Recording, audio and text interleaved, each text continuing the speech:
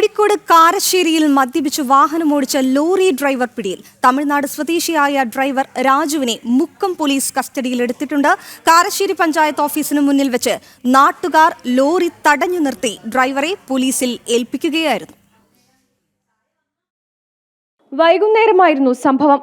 അമിത വേഗതയിലും അപകടകരമായ രീതിയിലുമാണ് ലോറി റോഡിലൂടെ പാഞ്ഞെടുത്തത്.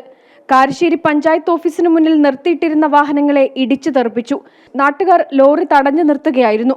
ഡ്രൈവിംഗ് സീറ്റിലിരുന്ന തമിഴ്നാട് സ്വദേശി രാജു മദ്യപിച്ച് ലക്കുകെട്ട് പൂർണ്ണമായും അബോധാവസ്ഥയിലായിരുന്നു.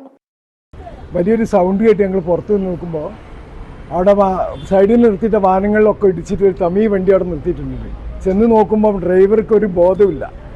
അപ്പോൾ പകുതിയിലധികം അവസ്ഥയിലാണുള്ളത്.